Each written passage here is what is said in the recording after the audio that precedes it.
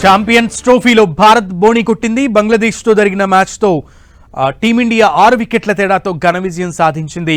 మొదట బ్యాటింగ్ చేసిన బంగ్లాదేశ్ నిర్ణీత ఓవర్లలో 229 పరుగులు చేసి ఆల్అౌట్ అవ్వగా 230 పరుగుల లక్ష్యంతో బరిలోకి దిగిన భారత్ 6 వికెట్ల తేడాతో విక్టరీ నమోదు చేసింది.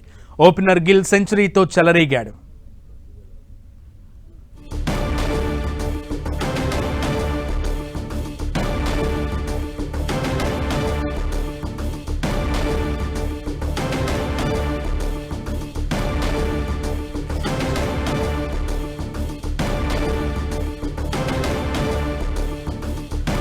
ఛాంపియన్స్ ట్రోఫీలో భారత్ బోణి కొట్టింది. బంగ్లాదేశ్తో జరిగిన మ్యాచ్లో టీమిండియా 6 వికెట్ల తేడాతో ఘన విజయం సాధించింది.